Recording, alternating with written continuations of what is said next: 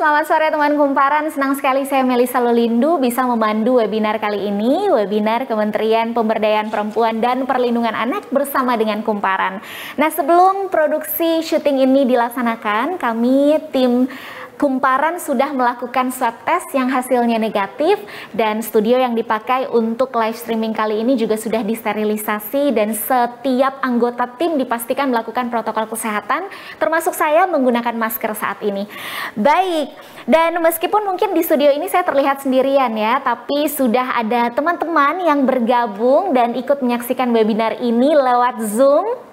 Saya mau sapa dulu semuanya, halo apa kabar? Ini ada dari teman Kumparan, kemudian dari komunitas Peka dan Duanyam, lalu ada dari Dinas Urusan Pemerintahan Bidang Pemberdayaan Perempuan dan Anak, Provinsi dan Kabupaten Kota, juga ada dari organisasi kemasyarakatan, dari lembaga profesi, media, dunia usaha, dan juga dari Forum Puspa. Oke, pada webinar bersama Kementerian PPPA hari ini, kita akan membahas isu yang menarik sekali. Kita akan bahas tentang kondisi perempuan di Indonesia saat ini, berhubungan dengan salah satu agenda dari RPJMN 2020-2024 terkait meningkatkan sumber daya manusia yang berkualitas dan berdaya saing. Perempuan dan anak merupakan peran yang sangat penting teman kumparan bagi bangsa ini, oleh sebab itu harus kita lindungi dan tentunya harus diberdayakan. Dari jumlahnya di Indonesia sendiri, perempuan mengisi separuh dari populasi, sementara anak-anak mengisi sepertiga populasi Indonesia. Meskipun dengan jumlah tersebut, potensi perempuan untuk berkontribusi dalam pembangunan saat ini dirasa belum optimal. Mengapa dikatakan belum optimal? Ini ditunjukkan dari beberapa hal, seperti rendahnya tingkat partisipasi angkatan kerja atau TPAK perempuan, kemudian tingginya kekerasan terhadap perempuan, keterlibatan perempuan di ruang publik juga dirasa masih rendah. Kepemimpinan perempuan juga masih sedikit jumlahnya kalau kita lihat ya dibandingkan dengan laki-laki, dan ini bisa terlihat pada level manajerial di mana jumlah perempuan yang menduduki level tersebut maupun bidang profesional lainnya terbilang minim. Nah, meskipun capaian perempuan sebagai tenaga profesional masih di bawah 50%, tetapi adanya kecenderungan yang mengindikasikan daya saing perempuan pun menjadi semakin meningkat. Oleh karena itu, hal ini harus didukung dengan maksimal. Dan tentunya membutuhkan perhatian serius serta kerja keras dari seluruh pihak, baik pemerintah, masyarakat, kita semua untuk mencapai hasil yang maksimal. Nah, pandemi COVID-19 ini luar biasa berdampak ya untuk seluruh pihak, terlebih bagi perempuan maupun anak-anak. Karena seluruh isu perempuan dan anak nyatanya merupakan isu yang kompleks dan multisektoral. Kementerian PPPA sebagai kementerian yang mempunyai tugas menyelenggarakan urusan pemerintahan di bidang pemberdayaan perempuan dan perlindungan anak, berkoordinasi dengan berbagai instansi terkait, seperti akademisi, lembaga, masyarakat, dan dunia usaha yang perlu melakukan kerja bersama. Ada sinergi di sana. Ini dilakukan sebagai upaya untuk mengurangi kesenjangan antara perempuan dan laki-laki, untuk tentunya mewujudkan Indonesia yang ramah perempuan. Nah, lalu bagaimana sih mewujudkan Indonesia yang ramah perempuan? Kita akan bahas lebih lanjut bagaimana komitmen bersama pemberdayaan perempuan untuk mewujudkan kualitas keluarga Indonesia yang lebih baik. Tentunya bersama para narasumber kita yang sudah hadir sore ini. Hadir bersama kita ada Bapak Indra Gunawan, kemudian ada Ibu Hana Keraf, Ibu Nani Zulminarni, Ibu Heni Sri Sundani, dan juga ada Bapak Wiyoko Yudantara. Wah, ini dia para pembicara kita. Halo semuanya. Selamat sore semuanya. Selamat sore. Saya mau sapa terlebih dulu. Yang pertama ada PLT Deputi Bidang Partisipasi Masyarakat dari Kementerian Pemberdayaan Perempuan dan Perlindungan Anak. Ada Pak Indra Gunawan. Halo Pak Indra, apa kabar Bapak? Baik, kabar baik Mbak, makasih. Kabar baik, terima kasih banyak. Kemudian ada Ibu Hana Keraf Direktur Komunitas dan Kemitraan Duanyam. Ini merupakan sebuah kewirausahaan sosial yang bekerja sama dengan perajin perempuan di Indonesia untuk menghadirkan koleksi produk anyaman dan kerajinan tangan dengan sentuhan otentik. Ibu Hana Keraf, halo. Selamat sore Mbak Melisa, apa kabar? Selamat sore, saya baik. Terima kasih banyak sudah bergabung. Selanjutnya ada Ibu Nani Zulminarni. Ibu Nani ini merupakan Asoka Regional Leader dan juga pendiri dari PEKA yang membangun gerakan Everyone a Change Maker. Aku penasaran sekali dengan gerakan ini, tapi nanti kita akan bahas lebih lanjut ya Ibu Nani. Ya, selamat sore Melisa, salam sehat untuk semuanya. Salam sehat untuk semuanya, terima kasih banyak. Selanjutnya ada Ibu Heni Sri Sundani. Ibu Heni ini merupakan Halo Ibu Heni ini merupakan Forbes 30 Under 30 Asia serta founder dari Anak Petani Cerdas. Sehat Ibu Heni? Alhamdulillah sehat. Alhamdulillah sehat. Bintang tamu hari ini bukan hanya perempuan-perempuan kece, tapi juga ada Pak Wiyoko Yudantara. Ini merupakan Manager of CSR Astra. Halo Pak Wiyoko, selamat sore. Halo, selamat sore Mbak Melisa, salam sehat semua. Salam sehat semuanya. Itu dia teman-teman kelima pembicara kita. Kelima pembicara kita hari ini. Dan seperti yang tadi sudah sempat saya mention ya, Ibu Bapak dan teman-teman semuanya, terkait bagaimana sih koordinasi berbagai pihak untuk mewujudkan Indonesia ramah perempuan. Sebenarnya di lapangan itu bagaimana ya? Ada mungkin yang bertanya peran dari pemerintah, dari organisasi maupun komunitas yang ikut berpartisipasi dalam implementasi arahan Presiden ini sebenarnya seperti apa? Untuk menjawab itu, untuk awalan ini pertama saya mungkin mau persilahkan ke Pak Indra Gunawan selaku PLT Deputi Partisipasi Masyarakat Kementerian PPPA untuk memberikan sambutan sebagai pembuka acara hari ini. Silakan Pak Indra. Terima kasih Mbak Melisa. Assalamualaikum warahmatullahi wabarakatuh. Waalaikumsalam. Salam sejahtera untuk kita semua. Salam, Om Swastiastu.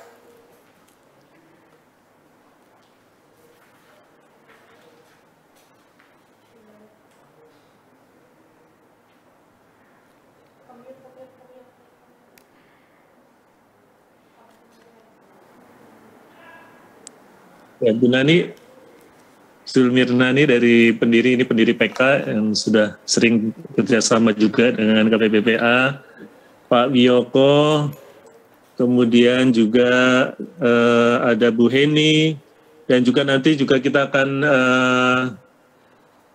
mendengarkan ya pengalaman inspirasi dari Mama Ima, ini Mama Ima dari NTT dan juga Bu Wahyuli dari Bone. Pertama-tama tentu kita bersyukur pada siang hari ini kita bisa berada di ruang webinar ini, tentu dalam acara Women as Change Maker ya, ini komitmen bersama pemberdayaan perempuan untuk mewujudkan kualitas keluarga Indonesia yang lebih baik.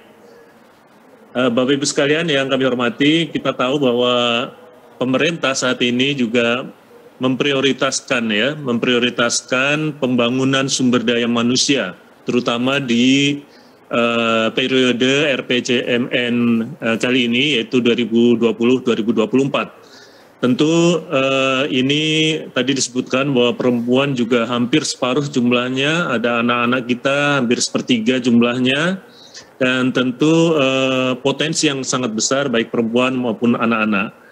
Dan sayangnya memang 2 tahun ini ya kita mengalami pandemi ya COVID-19, tentu ini juga tidak hanya berdampak pada kesehatan saja, tapi juga banyak aspek-aspek lain yang tentunya terpengaruh. Nah ini tentu menjadi tantangan tersendiri bagi kita semua. Kalau sebelum pandemi sebenarnya angka kemiskinan ya sudah cukup menurun ya. Ini memang tantangan kita di masa pandemi juga kemungkinan akan naik karena kita tahu memang banyak yang mengalami pemutusan hubungan kerja, kemudian banyak pekerjaan-pekerjaan yang harus terhenti, dan tentu ini menjadi tantangan kita semua tentunya. Nah, beberapa isu perempuan dan anak tentu juga menjadi perhatian kita. Kalau kita bicara perempuan, ini seringkali juga mereka adalah para pelaku ya, usaha-usaha mikro, usaha-usaha yang sangat kecil biasanya sebagian besar adalah para perempuan. Nah, ini juga tentu di masa pandemi ini juga ancamannya juga cukup tinggi, tapi tentu dengan berbagai hal kita ingin agar kondisi ini terus bisa membaik.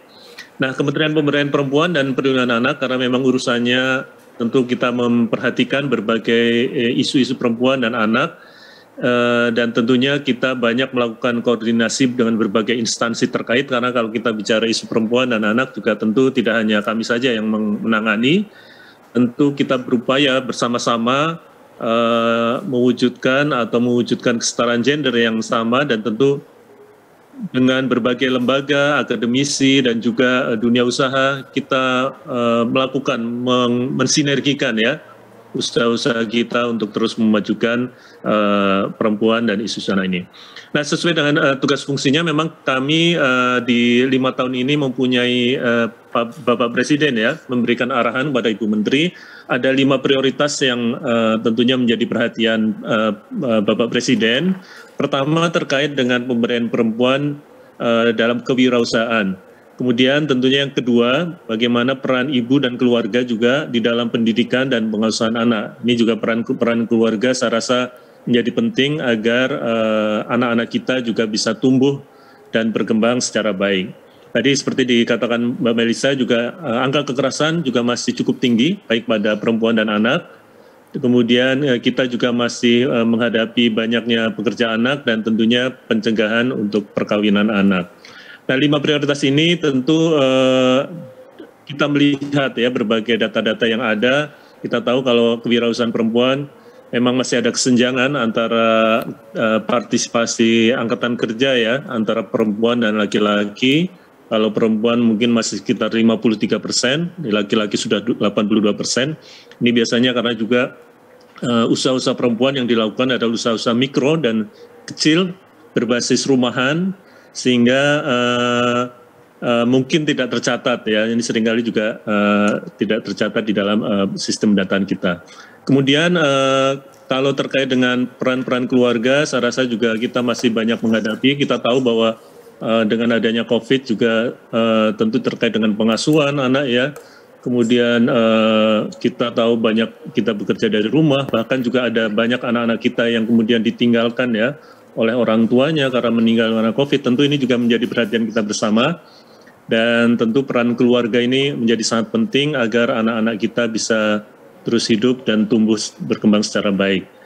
Terkait dengan kekerasan, kita tahu bahwa 1 dari 3 perempuan juga pernah mengalami kekerasan ya, usia 15 sampai 64 tahun. Ini dari hasil survei pengalaman hidup perempuan tahun 2016. Dan di anak pun juga angka kekerasannya juga masih cukup tinggi. Kalau kita lihat pekerja anak juga masih sekitar ada 6,35% ya, anak usia 10-17 tahun ini juga masih bekerja. Ini tentu juga menjadi perhatian kita karena memang hak-hak anak tentu perlu kita penuhi bersama. Kemudian perkawinan anak juga sebenarnya masih di angka yang cukup tinggi juga. Indonesia juga termasuk yang cukup tinggi ini di ASEAN ya. Oleh karena itu tentu menjadi perhatian kita bersama. Nah, oleh karena itu tentu dalam penyelesaian berbagai arahan Bapak Presiden ini tentu kita juga menggunakan berbagai pendekatan-pendekatan. Di samping juga tadi saya rasa peran keluarga juga menjadi penting untuk bersama-sama mempercepat ya upaya-upaya mewujudkan kesetaraan gender maupun perlindungan anak. Kita tahu juga bahwa keluarga juga mempunyai, dari keluarga lah anak-anak kita belajar tentang nilai-nilai, dan tentunya sesuai dengan tema kita hari ini, bagaimana juga perempuan nanti menjadi change maker ya untuk Indonesia yang lebih baik ke depan tentunya. Dan seperti kami sebutkan, memang tentu kondisi pandemi COVID-19 ini menjadi tantangan kita bersama.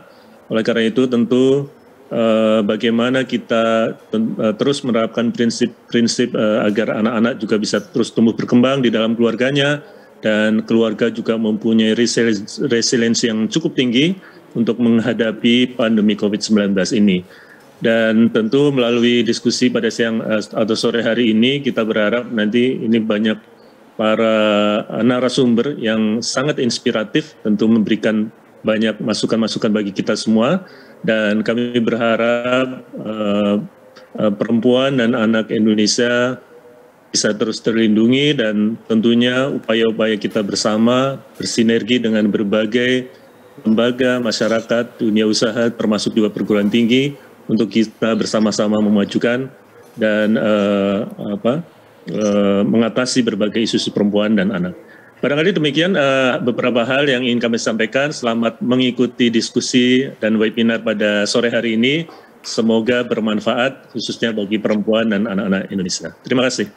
Baik. Terima kasih Pak Indra Gunawan, itu dia sambutan kuncinya tadi Pak Indra sekaligus membuka acara webinar hari ini. Tadi juga sempat menyinggung tentang 5 arahan Presiden dan bagaimana semua pihak ini diharapkan turut berpartisipasi untuk mencapai Indonesia yang ramah perempuan dan juga ramah anak. Oke, teman-teman yang sudah bergabung lewat Zoom dan memiliki pertanyaan terkait tema perbincangan kita pada sore hari ini, kalian bisa langsung sampaikan di kolom chat saja, dituliskan pertanyaannya, dan nantinya jika waktunya masih ada kita akan pilih beberapa pertanyaan untuk dijawab langsung oleh para pembicara kita. Terima kasih banyak Pak Indra Gunawan tadi sambutannya. Selain itu juga tadi menyinggung soal bagaimana komunitas ini ikut berperan penting ya. Nah, kita akan bahas lebih lanjut dengan para narasumber kita sore hari ini. 5 arahan Presiden yang tadi telah disebutkan oleh Pak Indra Gunawan, salah satunya adalah terkait peningkatan pemberdayaan perempuan dalam kewirausahaan yang berperspektif gender ya. Kalau kita bicara soal kewirausahaan ini tentu ada kaitannya agar perempuan bisa berdaya secara ekonomi. Saya ingin ke Ibu Nani Zulminarni terlebih dulu. Ibu Nani, ini sebagai Asoka Regional Leader dan juga pendiri PEKA, Ibu, pandangannya bagaimana terkait pemberdayaan ekonomi bagi perempuan? Mungkin bisa dikaitkan bila perempuan ini berdaya secara ekonomi, pengaruhnya sejauh mana dalam keluarga? Baik, terima kasih Melisa, pertanyaannya sangat kuat ya. Sebetulnya realitanya memang kontribusi ekonomi perempuan sangat penting bagi sebuah negara, baik diakui maupun tidak. Ketika perempuan berpartisipasi secara setara dengan laki-laki, ini sebuah penelitian ya dalam ekonomi, maka GDP global itu akan meningkat sebanyak 26% nanti pada tahun 2025 misalnya. Nah, dalam sejarah peradaban dunia termasuk perkembangan di Indonesia, perempuan sejak dulu adalah pelaku ekonomi langsung dalam semua rantai pasok, mulai dari memproduksi, memasarkan, dan konsumennya di hampir semua sektor pertanian, artisan dan kerajinan, sektor pengolahan, berbagai skala industri juga, industri kecil, industri menengah, industri besar, bahkan sektor-sektor jasa, administrasi, dan keuangan, itu semua ada perempuannya. Selain itu perempuan juga pendukung primer ya dan utama dari perkembangan ekonomi melalui kerja tanpa upah atau tanpa berbayar, atau kita bilang unpaid care work, sebagai pekerja keluarga, pekerjaan domestik seperti pengasuhan dan pemeliharaan yang secara langsung dan tidak langsung berkontribusi pada ekonomi, itu menjadi tanggung jawab perempuan walaupun tidak pernah dihitung dan diperhitungkan. Nah, persoalannya adalah ideologi patriarki dan konsepsi gender yang tidak adil pada perempuan membuat perempuan ini hidden atau tidak kelihatan atau bahkan invisible, hilang sama sekali di dalam sistem ekonomi kita. Sebagai akibatnya, perempuan dalam ekonomi itu menghadapi berbagai persoalan dan tantangan yang menghambat kemajuannya. Kita bisa melihat dari ketimpangan yang ada ya, tadi juga Pak Indra sudah menyampaikan beberapa. Tahun lalu kita mereview 25 tahun Beijing Platform for Action yang menjadi platform seluruh dunia untuk mengukur kemajuan perempuan. Nah, itu terlihat sekali bahwa di seluruh dunia masih terjadi kesenjangan upah. Perempuan masih membayar pajak lebih tinggi, ini di Indonesia nih, karena selalu dianggap single ya. Perempuan bekerja di sektor terbatas, tadi Pak Indra juga meng-highlight ini, dan perpanjangan dari sektor domestik dengan return yang rendah, sehingga dan perempuan tidak memiliki penguasaan sarana-sarana produksi secara komprehensif. Karena itu kita melihat juga data, misalnya 39% perempuan tuh bekerja di sektor pertanian, kehutanan dan perikanan, namun hanya 14% yang punya lahan. Nah, kesenjangan partisipasi perempuan inilah yang kemudian menjadi persoalan. Sebagai konsekuensinya, kemiskinan masih didominasi oleh perempuan yang memberikan efek domino kepada aspek kehidupan lainnya. Misalnya di Indonesia ya, angka kematian ibu melahirkan tuh masih sangat tinggi. Lalu anak-anak masih banyak yang putus sekolah, kemiskinan, kekerasan tadi juga sudah disampaikan. Jadi betapa dahsyatnya pentingnya pemberdayaan ekonomi ini. Tentu saja jika secara ekonomi perempuan berdaya maka dapat berkontribusi sudah pasti pada peningkatan kualitas keluarga. Apalagi dalam perkembangan zaman yang sangat pesat saat ini dibutuhkan ketahanan ekonomi keluarga yang harus diampu oleh semua orang dewasa di dalam keluarga. Namun keberdayaan ekonomi perempuan ini hanya dapat dicapai jika perempuan tidak memiliki beban berganda dengan menjadi penanggung jawab utama kerja-kerja domestik tanpa upah. Saat ini kan perempuan Indonesia menggunakan waktunya 3 kali lebih banyak daripada laki-laki untuk mengerjakan pekerjaan tanpa upah, misalnya pengasuhan, pemeliharaan dalam keluarga. Oleh karena itu pemberdayaan ekonomi perempuan harus diikuti dengan perubahan semua pihak dalam hal pembagian peran, tugas, dan tanggung jawab berbasis gender. Artinya semua orang harus menjadi change maker dalam keluarganya untuk relasi yang lebih adil dan setara bagi semua agar semua bisa menikmati hidup yang berkualitas. Kira-kira begitu sih Mbak Mel. Wah, luar biasa. Iya, jadi adanya kesenjangan dan berbagai masalah yang dialami para perempuan ini menarik sekali ya. Tadi Ibu Nani mengatakan memberikan efek domino begitu ya, yang sudah tentu ada kaitannya juga dengan pengaruhnya dalam keluarga, termasuk pengasuhan anak juga begitu ya Bu Nani dan lain sebagainya. Oke, ngomong-ngomong soal tadi everyone change maker, apalagi sih Bu yang ingin disampaikan lewat gerakan ini dan harapannya, goal besarnya itu apa Bu? Oke. Jadi gini, gerakan Everyone Changemaker ini dicanangkan secara global oleh Ashoka. Ashoka ini organisasi global yang fokus pada social entrepreneurs sejak 20 tahun yang lalu. Sesungguhnya ingin mengajak semua menjadi pelaku perubahan untuk perkembangan peradaban yang lebih adil bagi semua. Karena perubahan itu kalau hanya sebagian akan membuat ketimpangan. Nah, Ashoka belajar dari sekitar 4.000 fellow-nya yang ada di hampir 100 negara di dunia, yang umumnya adalah social entrepreneur dan social innovator. Saya sendiri menjadi fellow Ashoka waktu tahun 2007 karena mengembangkan peka. Temukan bahwa social innovator, wirausahawan sosial ini tumbuh dan berkembang sejak usia dini. Jadi kami percaya bahwa setiap anak itu memiliki super power dalam dirinya untuk membuat suatu perubahan dan keluar dengan gagasan-gagasan perubahan sosial yang memberi dampak positif pada masyarakat luas. Nah, oleh karena itu peran pengasuhan dalam keluarga menjadi sangat penting dan kritikal, di mana kedua orang tua dan semua orang dewasa harus bertanggung jawab menciptakan ruang dan lingkungan bagi anak-anak untuk tumbuh sejak usia dini untuk tumbuh dan mengembangkan paling tidak 4 keahlian. Yang pertama kognitif empati. Kognitif empati ini dia mengasah dia untuk kritis dan sensitif, perasaan berempati pada orang lain, lalu jiwa-jiwa sosial tumbuh di masa ini. Kemudian skill yang berikutnya adalah berkolaborasi, bagaimana bekerja sama, tidak melihat perbedaan sebagai satu hal yang harus diperdebatkan, tapi bagaimana perbedaan menjadi kekayaan untuk berkolaborasi dan bekerja tim.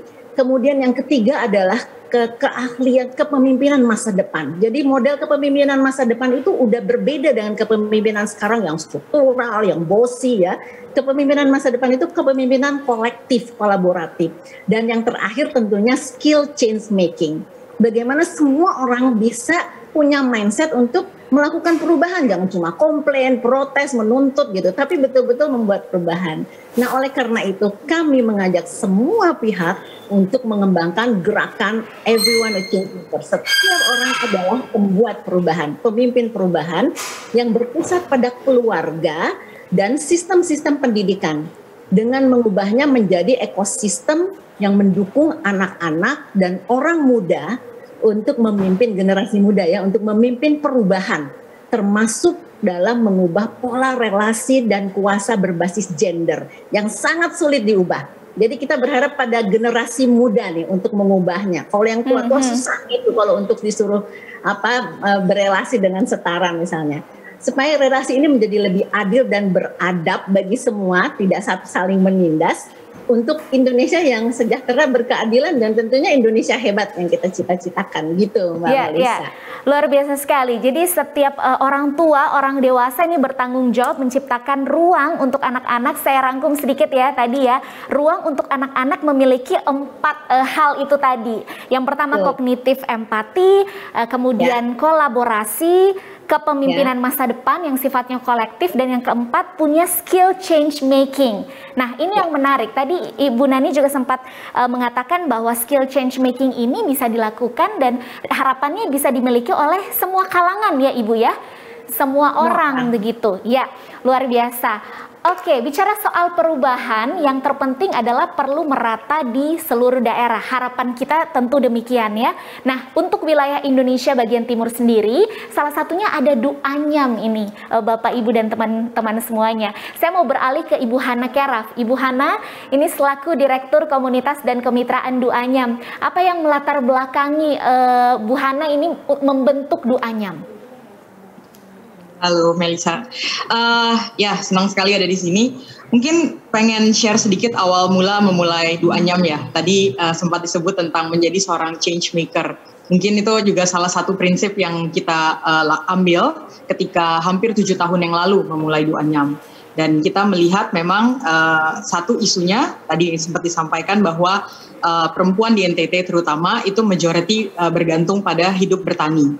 Jadi memang tidak ada pemasukan secara formal setiap bulan bergantung pada gaji misalnya. Dan betul bahwa lahan-lahan mereka memang dimiliki oleh laki-laki atau suami atau keluarga saudara gitu ya. Nah, dari situ kami melihat apa sebenarnya resources atau kekayaan yang memang dimiliki oleh perempuan. Ternyata ada skill yang turun-temurun itu sudah diwariskan, yaitu menganyam, yang tidak dimiliki oleh laki-laki, tetapi memang dimiliki oleh perempuan. Dan di waktu yang sama juga kita melihat bahan baku lontar yang menjadi bahan dasar dari menganyam itu banyak sekali tersedia.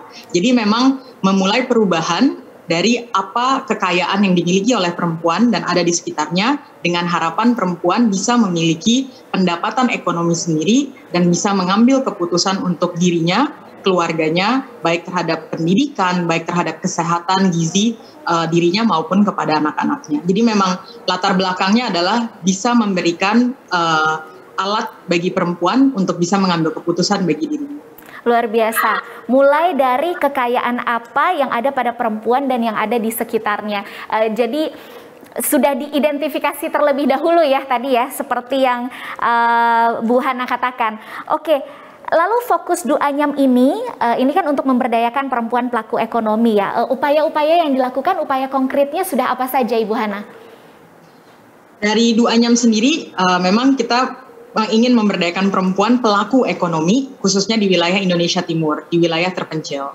Jadi yang kita lakukan adalah menyediakan bahan bakunya, memastikan akses terhadap bahan baku itu berkelanjutan, memastikan juga bahwa kegiatan produksi menganyam, yaitu kegiatan ekonomi aktif, produktif, ini kemudian bisa menghasilkan pendapatan dalam bentuk tunai bagi perempuan secara berkelanjutan. Dan kami kemudian yang memberikan akses pasar terhadap produk-produk anyamannya. Jadi ibu-ibu yang bekerja dengan Duanyam bisa tetap ada di rumah, bisa tetap menjalankan kegiatan sehari-harinya, menjalankan kegiatan rumah tangga, dan sambil mengisi waktunya 1 atau 2 jam, terkadang sampai 4 jam dalam sehari, itu untuk kemudian melakukan kegiatan menganyam dan mendapatkan pendapatan tunai dari situ.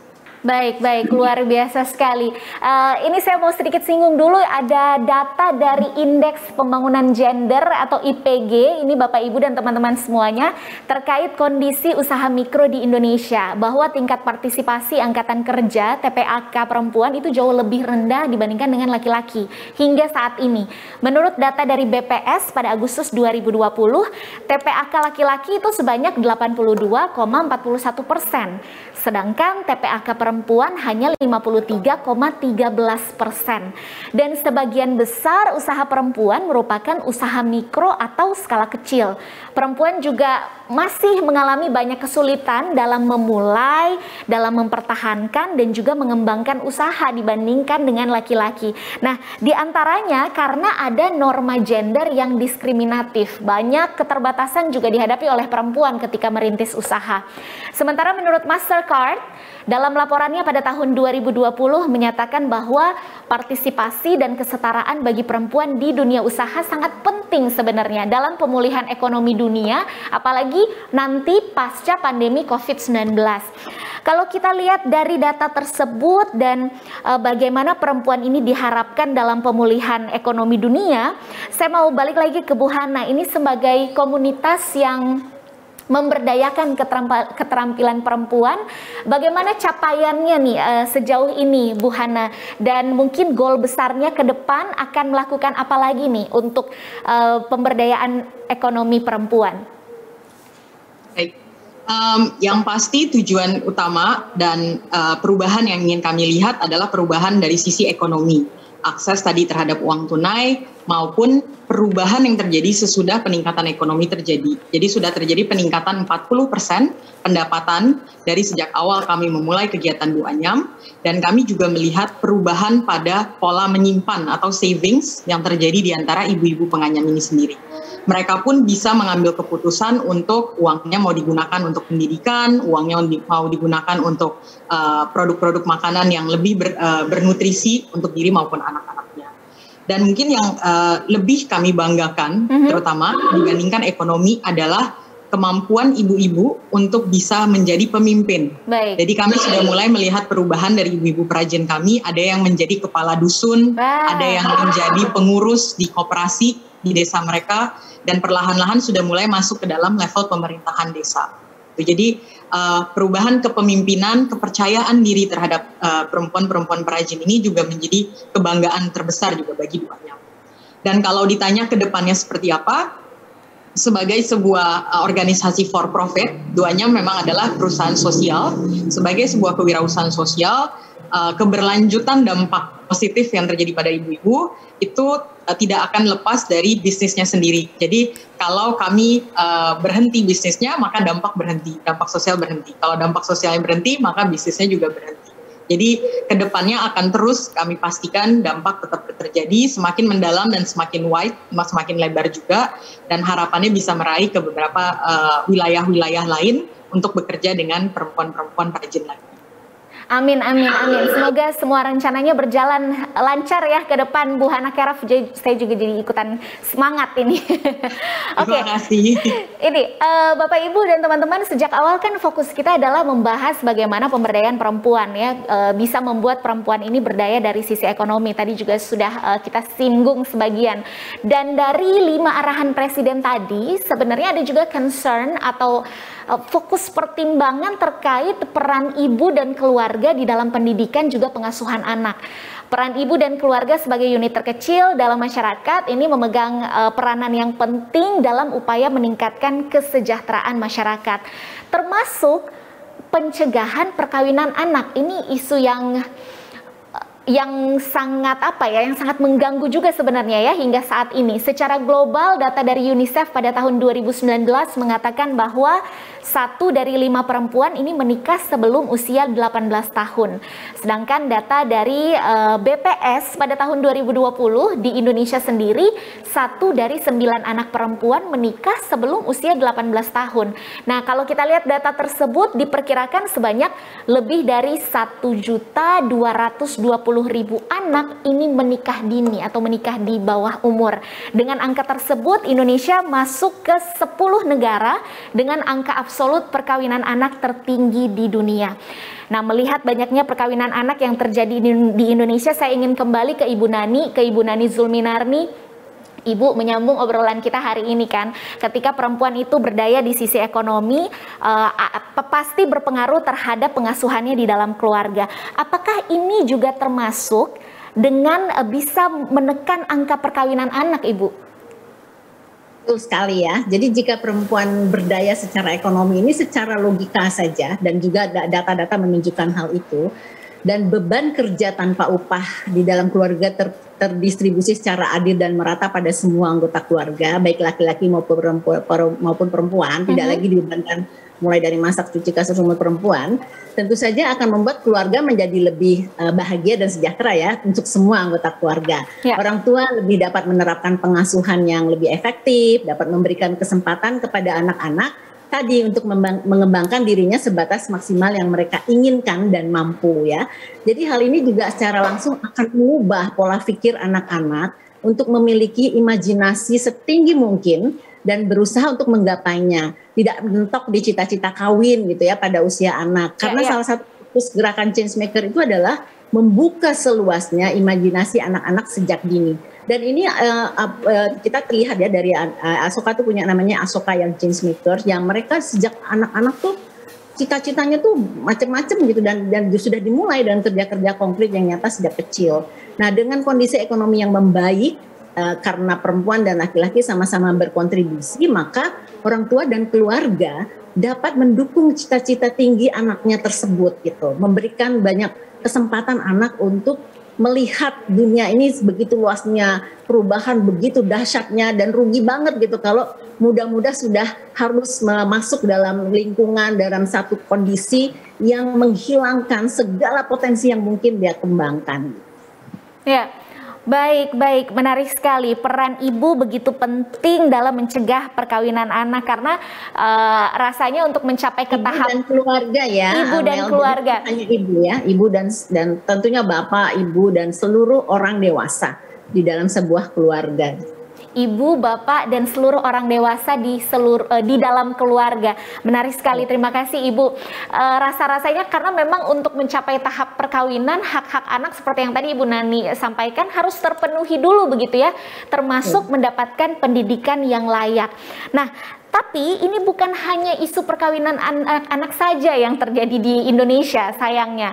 Pekerja anak juga merupakan isu serius nih yang mengancam terpenuhinya hak-hak anak. Karena kondisi yang dialami pekerja anak ini memiliki banyak sekali resiko. Putus sekolah, terlantar, masuk dalam situasi yang membahayakan sehingga mengancam tumbuh kembang mereka yang maksimal. Angka pekerja anak di Indonesia kini masih memprihatinkan dan bahkan semakin mengkhawatirkan setelah datangnya pandemi COVID-19. Berdasarkan data dari Sakernas pada Agustus 2020, ditemukan bahwa ada sekitar 3,36 juta anak usia 10-17 tahun. 1,17 juta anak diantaranya merupakan pekerja anak. Ini tentu bukan angka yang sedikit ya, dan dari data tersebut terdapat kenaikan dalam kurun waktu 2 tahun terakhir, di mana peningkatan pekerja anak justru terjadi pada kelompok usia 10-12 tahun dan kelompok usia 13-14 tahun. Dengan data yang menunjukkan masih tingginya pekerja usia anak, tentu perlu upaya yang serius untuk mengatasi masalah ini, juga memerlukan keterlibatan, sekali lagi keterlibatan berbagai pihak di semua tingkatan, sinergi pemerintah, pelaku usaha, akademisi, media, dan juga organisasi masyarakat. Nah, untuk membahas soal pekerja anak dari sisi industri, saya ingin ke Pak Wiyoko Yudantara. Pak Wiyoko sebagai Manager of CSR Astra. Pak, bagaimana peran industri saat ini dalam upaya pencegahan pekerja anak, Pak?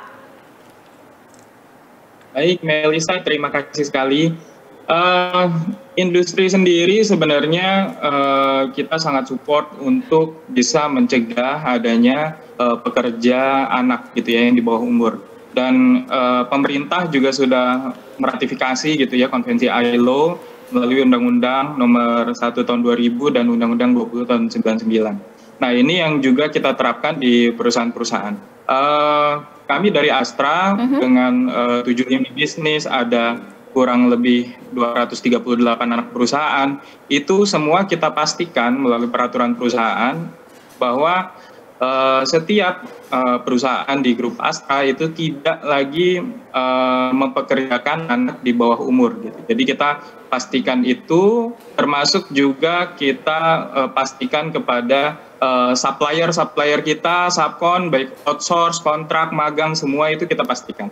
Jadi terkait dengan pekerja di bawah umur ini kita sangat concern, dan itu kita dukung melalui peraturan-peraturan yang kita terapkan di internal perusahaan. Selain itu sebenarnya Melisa, terkait dengan pekerja anak ini memang problemnya ini tidak hanya di industri gitu ya, tapi di masyarakat ini juga ternyata masih banyak hal-hal yang dapat men-trigger gitu ya anak-anak ini terpaksa untuk bekerja di bawah umur gitu. Salah satunya terkait dengan kondisi ekonomi, pendidikan dan lain-lain. Nah, ini yang juga jadi permasalahan bersama yang kita juga patut kolaborasikan untuk sama-sama kita sasar sebagai program untuk mengurangi pekerja di bawah umur. Baik, jadi praktik dan langkah konkretnya dari PT Astra International adalah tidak mempekerjakan anak di bawah umur, begitu ya Bapak? Pak, kemudian kalau soal pemberdayaan ekonomi perempuan ini, apa saja yang sudah Astra lakukan sejauh ini? Baik, untuk pemberdayaan ekonomi perempuan, kami juga sadar bahwa perempuan ini adalah aset bangsa yang sangat penting gitu. Tadi Bu Nani, Mbak Hana juga sudah menyampaikan gitu ya terkait dengan peran-peran perempuan. Dan kami di Astra ini melakukan program pemberdayaan perempuan melalui beberapa program. Salah satunya ada namanya Desa Sejahtera Astra. Itu adalah program-program pemberdayaan ekonomi terhadap masyarakat di desa-desa. Saat ini kita ada 930 desa yang kami bina untuk mengangkat produk-produk unggulan dari desanya masing-masing gitu ya. Di mana salah satunya kita juga bekerja sama dengan Duanyam nih, ada Mbak Hana di sini. Jadi kita buat juga apa yang dilakukan itu sudah sangat baik dan kita support ke sana. Baik, luar biasa. Suara saya, Mbak? Ya, terdengar Bapak. Terima kasih banyak. Oke, kalau membahas pemberdayaan perempuan dan komunitas, di sini juga sudah hadir Ibu Heni Sri Sundani. Ibu Heni ini merupakan mantan TKI yang akhirnya sukses dan masuk dalam Forbes 30 Under 30 Asia. Dan ini tentunya sebuah pencapaian yang luar biasa ya, keren banget Ibu Heni. Ibu Heni boleh di-share dong bagaimana akhirnya bisa mencapai titik ini, Ibu? Alhamdulillah, jadi di tahun 2011 waktu itu saya balik ke Indonesia dan mendirikan Gerakan Anak Petani Cerdas yang memiliki misi untuk memutus rantai kemiskinan melalui pendidikan. Jadi di komunitas kami berfokus untuk membantu anak-anak petani, anak-anak TKI, dan juga anak-anak dari keluarga marginal supaya mereka bisa mendapatkan akses pada pendidikan dan juga pendidikan yang lebih baik dan juga kehidupan keluarga yang lebih mandiri seperti itu. Jadi kami mendesain program seperti membuat desa wisata, ada program pemberdayaan masyarakat, ngasih modal usaha, terus pendampingan dan juga akses pada pembiayaan. Jadi para petani yang dia gak punya modal, terus kita bisa dampingi mereka supaya mereka bisa dapat pembiayaan gitu ya dari investor dari dalam maupun luar negeri. Kurang lebih seperti itu, Kak. Luar biasa. Ibu, ini kan komunitas anak petani cerdas akhirnya bawa Ibu jadi salah satu jajaran Forbes 30 Under 30 Asia itu ya. Nah, waktu mendirikan komunitas anak petani cerdas ini yang melatar belakangnya apa, Bu? Yang kepikiran saat itu kenapa ada dorongan untuk mendirikan komunitas itu? Apa sih yang ingin diraih? Saya percaya gitu ya bahwa pendidikan adalah senjata ampuh untuk memutus rantai kemiskinan. Saya sudah membuktikan, saya dari keluarga yang lebih dari 7 generasi itu turun-temurun menikah di usia dini karena kami berasal dari keluarga yang sangat miskin. Nenek saya itu tidak pernah sekolah, buta aksara. Ibu saya menikah di usia 11 tahun. Tapi saya bisa memutus rantai itu ketika saya bisa bersekolah, ketika saya punya cita-cita tinggi untuk menjadi seorang guru, menjadi seorang sarjana. Meskipun perjalanannya tidak mudah ya Kak. Jadi waktu itu saya sampai harus jadi TKI ke luar negeri, tapi tetap dengan satu tekad bahwa saya berangkat boleh jadi TKI, tapi saya pulang harus jadi sarjana, seperti itu. Dan alhamdulillah akhirnya saya bisa pulang ke Indonesia menjadi seorang sarjana dan akhirnya mendirikan Gerakan Anak Petani Cerdas ini untuk membantu anak-anak yang memiliki nasib sama seperti saya supaya mereka bisa keluar dari jeratan rantai kemiskinan dan meraih mimpi-mimpinya, seperti itu. Luar biasa. Ibu kalau tidak salah TKI-nya waktu itu ke Hong Kong ya Ibu? Ya betul, ke Hong Kong. Berapa tahun waktu itu, maaf Bu?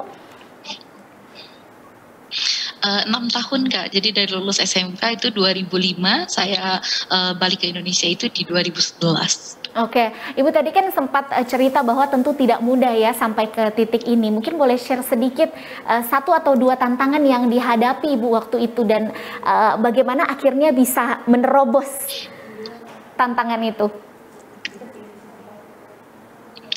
Boleh diulang Kak, Mama? Ya, tadi kan Ibu sempat cerita ya, tentunya jalannya tidak mudah, ada aja masalahnya, ada aja tantangannya ya saat mendirikan komunitas anak petani cerdas ini. Mungkin boleh di-share sedikit tantangannya apa saja Ibu waktu itu, 1 atau 2?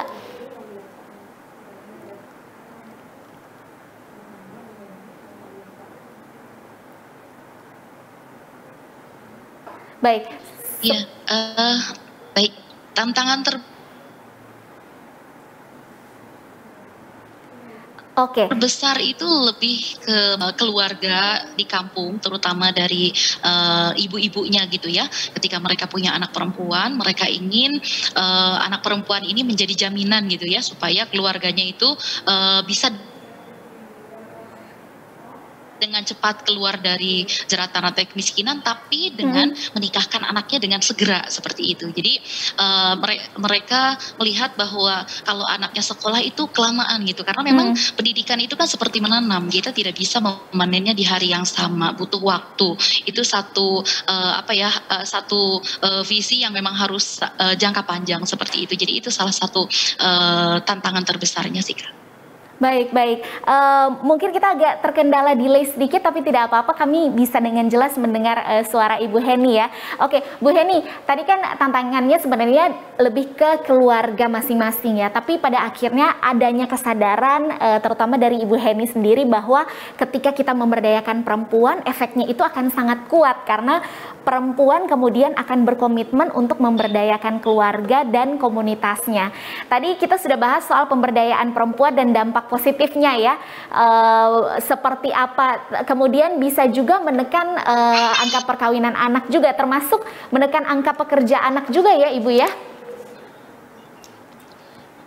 Betul Kak, jadi dengan anak-anak kita berikan beasiswa pendidikan, jadi kami punya program untuk memberikan beasiswa kepada anak-anak supaya mereka bisa meraih mimpi-mimpinya. Jadi ketika anak-anak bisa bersekolah tinggi, otomatis mereka tidak dinikahkan di usia dini oleh keluarganya seperti itu. Dan alhamdulillah dari 2013 kami mulai dengan hanya 15 orang anak waktu itu. Baik. Dan modal Rp100.000. Sekarang di tahun 2021 ada lebih dari 8.700 anak yang menjadi penerima manfaat program ini, dan puluhan diantaranya sudah berhasil meraih mimpi mereka menjadi seorang sarjana dan akhirnya kembali ke kampung halamannya menjadi sarjana pulang kampung dan bangun Indonesia dari kampung. Luar biasa sekali. Terima kasih Ibu sharingnya.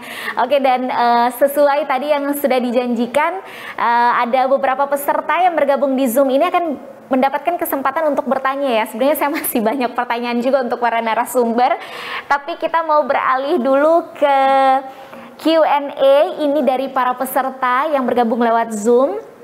Yang pertama dari Rosa Ocha. Ibu Rosa Ocha ini bertanya kepada Ibu Hana. Ibu Hana, untuk memaksimalkan kesuksesan kelompok Duanyam, bagaimana strategi dalam mengembangkan produk dan pasarannya?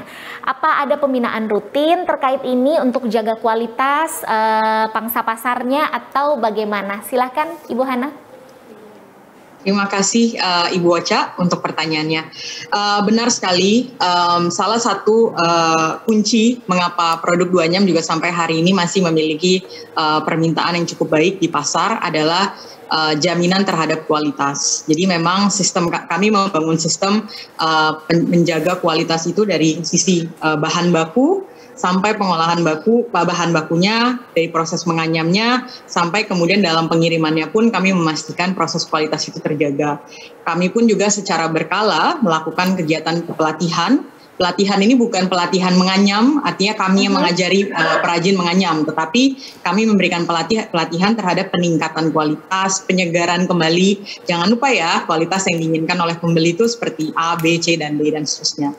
Dan tentu kegiatan memastikan kualitas ini, kegiatan pengembangan produk-produk anyaman ini tidak akan bisa berjalan sendiri tanpa tadi dukungan dari pemerintah lokal, baik dari desa sampai ke kabupaten. Dan salah satu yang juga secara konsisten membantu kami adalah Astra, lewat program Desa Sejahtera Astra sebenarnya dari tahun 2020, tahun lalu, sudah beberapa pelatihan yang kami lakukan di 10 desa di Kabupaten Flores Timur itu yang memang merupakan kolaborasi dengan Astra gitu. Jadi penting sekali juga melakukan kolaborasi dengan pemerintah maupun juga dengan pihak-pihak lain.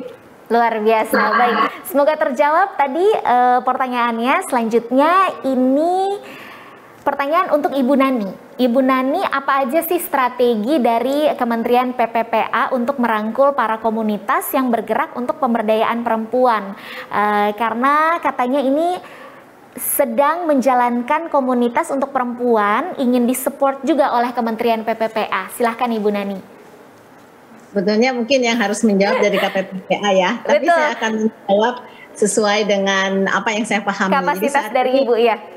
Ya, jadi saat ini KPPA memang punya beberapa pendekatan ya dengan menjalankan 5 arahan Presiden tadi yang saya pahami untuk ekonomi. Memang ada program-program khusus untuk ekonomi, nanti bisa ditanyakan kepada kedeputian yang bertanggung jawab terhadap ini. Juga ada yang khusus untuk pengasuhan dan keluarga dan pengasuhan, lalu untuk pencegahan pekerja anak, mengurangi pekerja anak dan pencegahan kawin anak, serta penghapusan kekerasan terhadap perempuan. Itu ada program-program.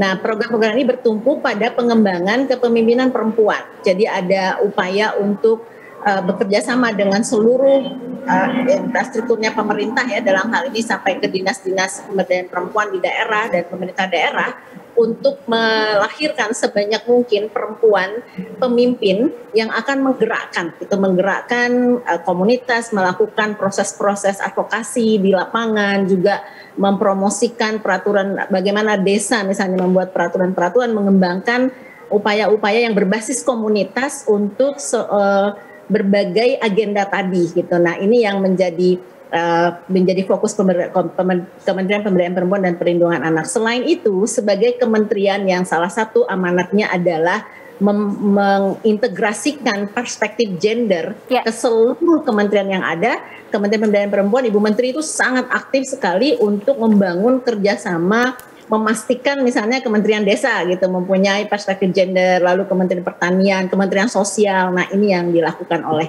KPPPA. Mudah-mudahan saya bisa menjawab karena bukan dari KPPA yang saya paham saja. Ya, tentunya tetap sesuai dengan kapasitas Ibu-ibu. Terima kasih ya. Tadi kalau boleh saya tarik kesimpulan, kata kuncinya sebenarnya adalah integrasi ya, integrasi semua pihak terkait untuk melaksanakan ini. Oke, semoga menjawab. Kemudian selanjutnya kita secara cepat, ini pertanyaan dari Rio Kusuma untuk Pak Wiyoko.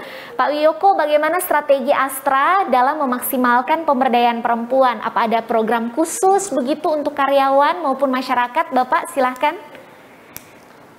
Terima kasih. Kami di Astra khususnya untuk program sosial ke masyarakat bisa dibilang paling banyak ujung tombak untuk program-program sosial kami itu adanya di perempuan, Mbak Elisa. Kita ada 4 pilar program CSR, ada pendidikan, lingkungan, kesehatan, sama kewirausahaan. Nah, terutama untuk pilar kewirausahaan sama kesehatan. Kalau kesehatan itu kita banyak bergerak di Posyandu. Posyandu itu isinya kader-kader Posyandu, ada ibu-ibu PKK yang terlibat aktif di sana, dan ya kita dengarnya selalu adanya ibu-ibu PKK gitu, nggak ada bapak-bapak PKK gitu. Emang perempuan ini sangat aktif sekali dan mereka menjadi ujung tombak ketika kita laksanakan program di masyarakat terkait dengan kesehatan melalui Posyandu. Itu pasti ibu-ibu nih yang bergerak, kaum hawa gitu ya. Dan mereka ini perannya sangat penting sehingga kami lakukan program-program mulai dari edukasinya, pelatihan-pelatihannya, fasilitas sarana prasarana itu kita lengkapi dan sebagainya. Termasuk juga di kewirausahaan, khususnya yang sifatnya crafting gitu ya. Itu kebanyakan mayoritas pekerjanya adalah wanita. gitu. Karena tadi Mbak Hana sudah sempat sampaikan juga, wanita itu mungkin lebih telaten dan sebagainya gitu ya. Sehingga kalau menganyam, menenun gitu ya, kami ada produk-produk anyaman, terus di Deli Serdang itu juga ada Desa Sejarah Rastra yang menenun, juga ada di Indragiri Hilir itu kopra dan sebagainya. Itu banyak wanita yang terlibat di sana dan rasanya mereka memang cocok melakukan kegiatan-kegiatan semacam itu dan bisa memperoleh penghasilan dari sana. Nah, program yang kami lakukan ya peningkatan kapasitas, pemberian fasilitas dan sebagainya. Tentu kita juga gandeng pihak-pihak lain yang memang kompeten di bidangnya untuk melakukan pembinaan secara langsung di lapangan. Seperti tadi ada Duanyam, lalu ada juga kementerian-kementerian terkait. Sehingga program ini bisa kita kolaborasikan, dampaknya juga bisa lebih masif, dan bahkan produk-produknya ini tidak hanya dipasarkan di lokal saja gitu. Kita sekarang sudah sampai ekspor gitu ya, Mbak Melisa. Jadi itu rasanya wanita-wanita di Indonesia memang sangat hebat-hebat dan produk-produknya juga sudah diakui. Dan mudah-mudahan ke depan bisa makin berkembang lagi. Amin, amin, amin. Luar biasa sekali. Oke, selanjutnya pertanyaan dari Leni Hidayati. Terima kasih Bapak tadi penjelasannya. Selanjutnya pertanyaan dari Leni Hidayati untuk Ibu Heni. Ibu Heni, gimana strategi Ibu Heni dan komunitas untuk ngajak anak-anak muda nih supaya minatnya meningkat menjadi kembali ke desa gitu. Jadi setelah dapat pendidikan, minatnya meningkat jadi petani dan kembali ke desa. Bagaimana Ibu? Ibu masih di mute? Oke. Yang kami lakukan biasanya memang kita dampingi ya, jadi kakak-kakak relawan atau kakak-kakak mahasiswa yang menjadi penerima manfaat di dalam program kita punya beasiswa namanya beasiswa Local Heroes ini. Jadi mereka sejak awal memang kita kita sering berkumpul, kita ada program mentorship sehingga mereka jadi tahu nih di dalam hidup itu punya tujuan besar apa kayak gitu. Jadi kayak memang hidup itu bukan hanya tentang diri kita sendiri, tapi bagaimana bisa memberikan kebermanfaatan untuk sekitar. Jadi memang anak-anak mahasiswa ini sejak awal mereka sudah dipetakan nih, sudah mampu memetakan tujuan hidupnya apa, terus misi besar hidupnya apa, dan akhirnya ketika mereka ingin pulang ke kampung halamannya, mereka sudah tahu nih apa yang akan mereka kerjakan, mereka akan mulai dari mana, seperti itu. Jadi di komunitas kami lebih banyak kita bisa saling berbagi dan juga saling menguatkan, dan ketika mereka pulang ke kampung halamannya, mereka memulai sudah tahu akan mulainya dari mana. Mereka juga kita bangun ekosistem untuk mendukung mereka. Jadi ketika mereka punya program, kita bisa share itu ke sosial media, kita hubungkan dengan donatur, kita hubungkan dengan mitra dan sebagainya. Jadi mereka tidak pulang ke kampung itu sendirian dengan tangan kosong, istilahnya seperti itu. Jadi memanfaatkan kolaborasi seperti itu. Baik, memanfaatkan kolaborasi, bangun ekosistem untuk program-program dari anak-anak muda ini ya, yang sudah mendapatkan pendidikan, kemudian kembali untuk membangun desanya. Oke, luar biasa sekali jawaban-jawabannya, tapi mohon maaf Bapak Ibu dan teman-teman, karena keterbatasan waktu, jadi kami tidak bisa memilih semua pertanyaan, tapi semoga bisa mewakili ya beberapa pertanyaan tadi. Terima kasih banyak tadi perbincangan mengenai peran pemerintah, peran korporasi, dan juga peran komunitas terkait pendampingan pemberdayaan perempuan, serta upaya pencegahan perkawinan anak, juga pekerja di usia anak. Sekali lagi terima kasih Ibu Hana Keraf, Ibu Nani Zulminarni, Ibu Heni Sri Sundani, dan juga terima kasih Pak Uyoko Yudantara sudah sharing, insightful sekali tadi setiap sharing dan penjelasannya. Tapi saya mohon izin mau hold dulu. Kita mau beralih ke agenda berikutnya. Ini kita akan mendengarkan gimana sih upaya yang telah dilakukan dalam pemberdayaan perempuan dan anak yang akhirnya memberikan hasil nyata bagi perempuan di komunitas. Nah, sudah bergabung bersama kita ada ibu-ibu hebat. Ini yang pertama ada Mama Ima Wotan yang aktif menjadi penganyam dan juga fasilitator lapang untuk Duanyam. Halo Mama Ima. Halo. Mama Ima, apa kabar? Sehat Mama? Kabar baik, sehat. Kabar baik, sehat, baik. Oke, selanjutnya ini ada Ibu Wahyuli. Saya sapa Ibu Wahyuli. Oh, ini dia Mama Ima. Halo. Halo.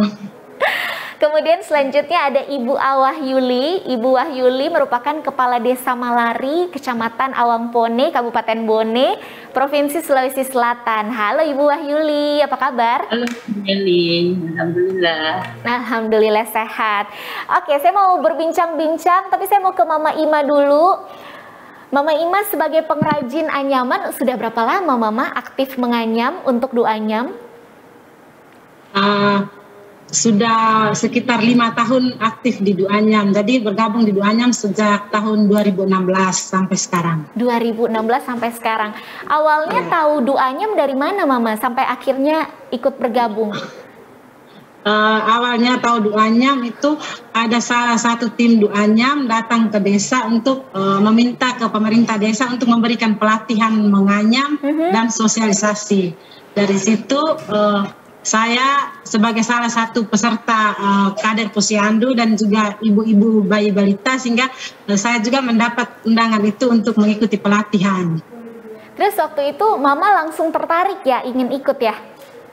Awalnya ragu karena melihat di desa kami itu sudah banyak anyaman, tapi kok ada dari Duanyam datang mau memberikan lagi pelatihan anyaman. Jadi dari keraguan-raguan itu karena pengen tahu, akhirnya ikut. Jadi dari penasaran akhirnya ikut bergabung. Nah, setelah sejauh ini bergabung, dampak positifnya apa Mama yang dirasakan? Dampak positif yang saya rasakan atau kami ibu-ibu penganyam merasakan itu, yang pertama itu menambah ekonomi keluarga. Terus kami juga bisa belajar menggunakan teknologi. Jadi bisa mengikuti pelatihan lewat Zoom atau meeting-meeting gitu. Luar biasa. Apalagi Mama? Ada lagi itu menganyam ini adalah warisan. Tadi seperti yang disampaikan Adehana, warisan budaya. Tetapi warisan itu hampir hilang atau punah. Tetapi dengan adanya Duanyam, warisan itu bisa menjadi tidak punah. Tidak punah, betul. Ikut melestarikan ya, melestarikan kebudayaan yang ada, luar biasa. Benar. Mama, terus dari dampak positif yang dirasakan tadi ya, meningkatkan ekonomi, terus bisa belajar teknologi juga, melestarikan kebudayaan. Ini dampaknya secara langsung mengubah kehidupan Mama Ima ini seperti apa? Saya pengen tahu nih, sebelum bergabung di komunitas dan sekarang sudah aktif jadi penganyam, perubahan hidup apa yang dirasakan Mama? Perubahan yang paling kami rasakan itu yang pertama itu lebih percaya diri dalam berbicara. Jadi bisa ketemu banyak orang, terus bisa berbicara di depan umum. Awalnya memang bagaimana grogi, gugup, tapi sekarang perlahan-lahan sudah semakin baik.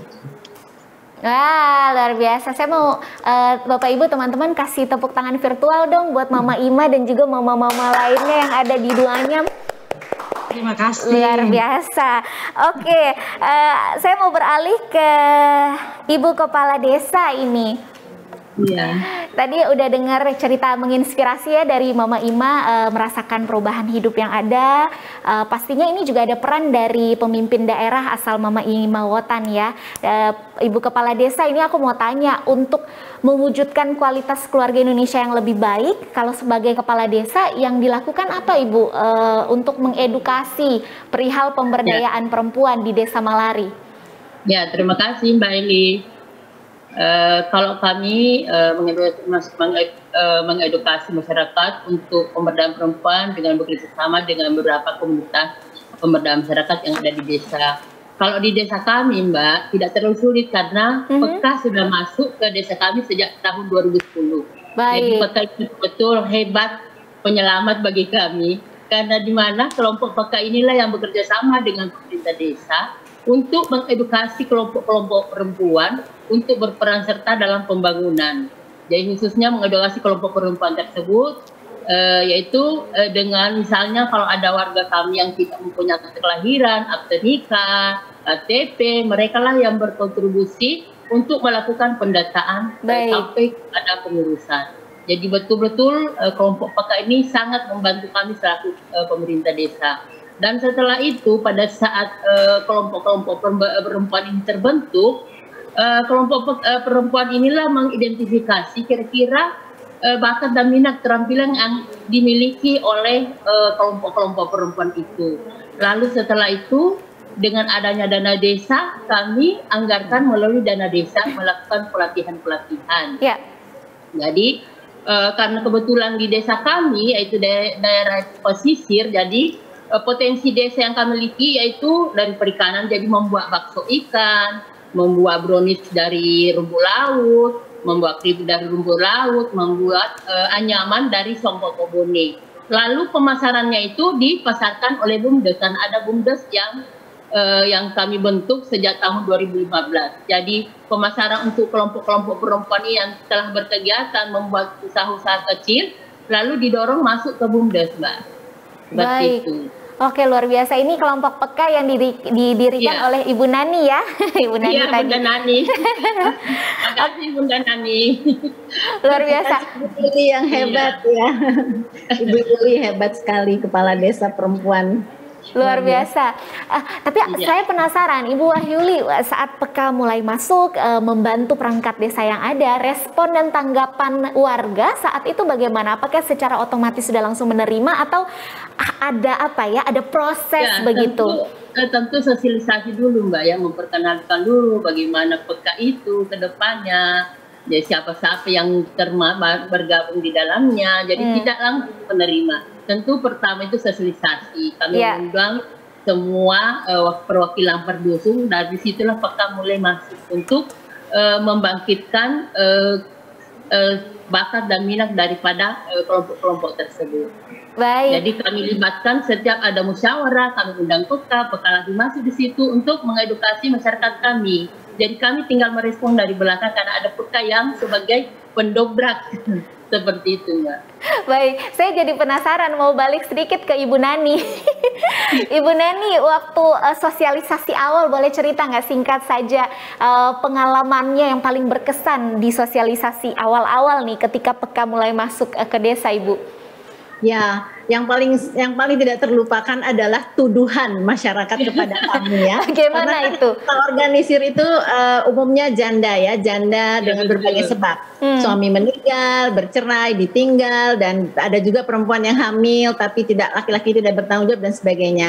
Dan sebagian emang ada yang masih muda. Jadi kami dituduh untuk akan menjual menjual perempuan-perempuan ini untuk dijadikan pekerja seks komersial macam-macam. Kita jadi difitnah gitu ya, sehingga banyak masyarakat yang takut di awal-awalnya gitu. Tapi tadi seperti yang udah Bu Juli sampaikan, dengan karya-karya kerja-kerja yang ibu-ibu yang luar biasa, akhirnya dibuktikan gitu bahwa perempuan-perempuan yang tadinya berada strata paling bawah sekarang bisa membantu masyarakat gitu. Nah ini bukti itu penting, ternyata masyarakat itu sangat membutuhkan buktinya.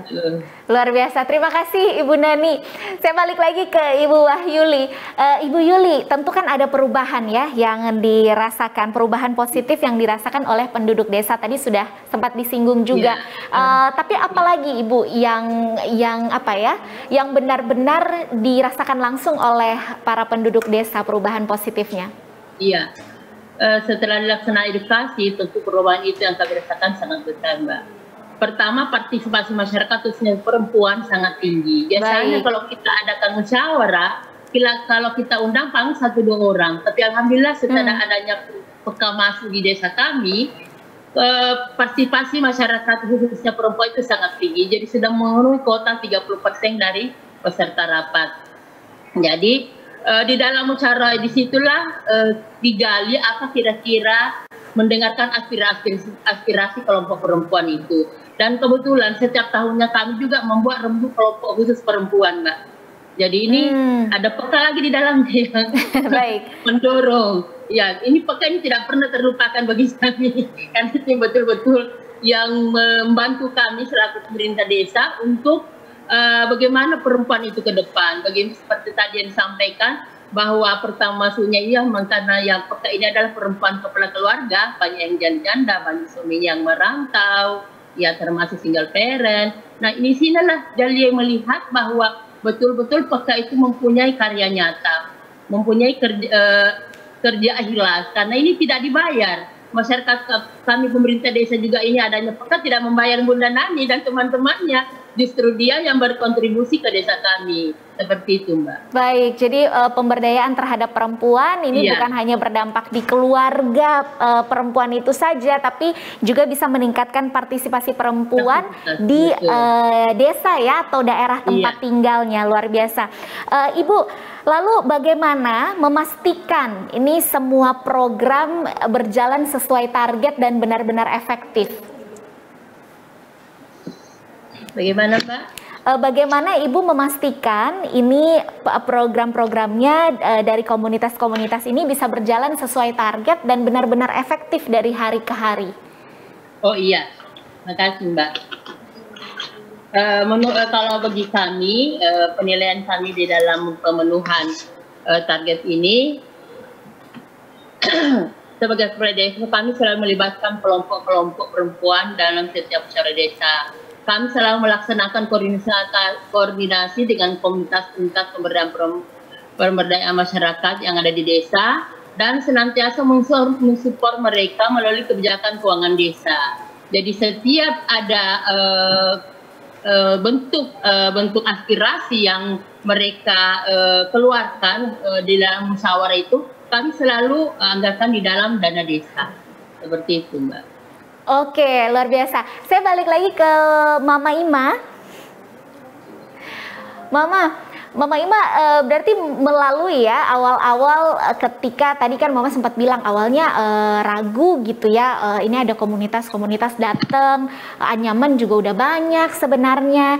Tapi dalam hati Mama waktu itu selain penasaran, pasti ada harapan begitu ya, harapan bahwa mudah-mudahan deh ini bener-bener ya komunitas yang datang ini. Boleh cerita nggak Mama?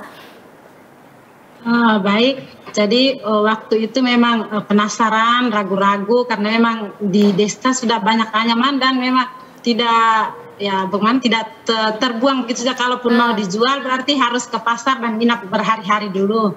Tapi waktu duanya memberikan pelatihan, dalam pikiran itu sudah berpikir bahwa mungkin ada anyaman yang baru.